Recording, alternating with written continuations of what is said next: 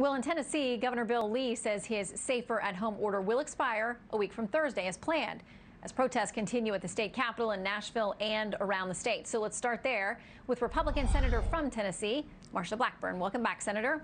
Good to see you, Shannon. Thank you. All right, you know, there are plenty of critics of these moves. They include Congressman Ted Lieu, who tweets this. He says, "Dear Governor Bill Lee, Tennessee does not meet the federal health standards for phase 1 reopening. Your state is not on a 14-day downward trajectory. Tennessee had more COVID-19 cases yesterday than 2 weeks ago. Why are you violating the reopening standards set by @Real Donald Trump?" Senator. People are smart, and they're going to go about this in a smart, strategic way. Governor Lee is doing exactly what he ought to be doing. Nobody wants to suffer from COVID or give COVID to someone else. So people are going to approach this as they should, very carefully. And business owners are desperately trying to work with and help their employees. And I really appreciate the attitude that everybody has come at this saying, you know, we're the USA, we can do this. And Shannon, I'll have to tell you, as I was mic'd up, my friend Chris Jansen has a song that is being released Friday from Warner Brothers, and it's put me back to work. I mean, this is exactly where millions of Americans are right now. They're anxious to get back to work in a safe environment. They want to keep themselves, their families, their co-workers safe. They want to return to productivity. And I really appreciate that they are bringing their best game to this effort. They are all in. They have done everything they've been asked to do. People close their businesses, and they're saying, all right, we're on the downside of this. It is time for us to get back to work. Mm-hmm. Well, the president and the coronavirus task force has said this has to be data-driven. You got to get to those 14 days on the downturn. Any governor, whether it's Tennessee or anywhere else, has to follow those. So you guys still have another week and a half, and we'll see where you are. Okay, in the meantime, there's a package that's come together in the Senate tonight. We have a little bit of the breakdown that we can put on screen here for people to see. $322 billion for small businesses, $60 billion for economic disaster loans, $75 billion for hospitals, $25 billion for testing. Democrats now tonight are saying that they are the reason this has turned out to be a great package and that you guys were not helpful in that. So here are the top Democrats in the Senate and House. I'll give you a chance to respond. Sure. So the bill we passed was greatly improved. Leader McConnell simply tried to steamroll us. And we've tried to tell him it's much better to talk with us than steamroll us. They like to say, oh, we held up. No, we didn't hold up. They held up. And now we have prevailed. This is a real victory. Okay, Senator, they're calling it a victory. Is it for the American people? Is it for their side? How do you see it? They are politicizing everything at a time when people should be working together.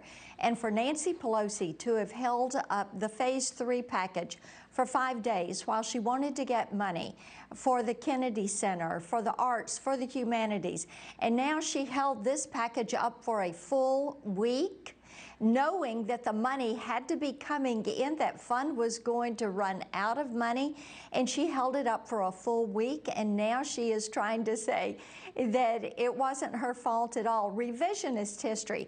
She must have a PhD in revisionist history because she is at it at every turn.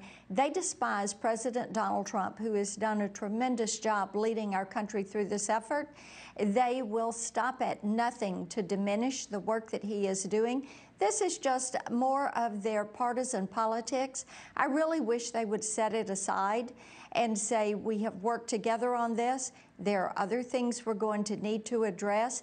And a good attitude would go a really long way with the American people. I think, frankly, they are sick of seeing Nancy Pelosi and her $24,000 freezer and her $12 a pint ice cream, because they know that this coronavirus has cost this nation $6 trillion.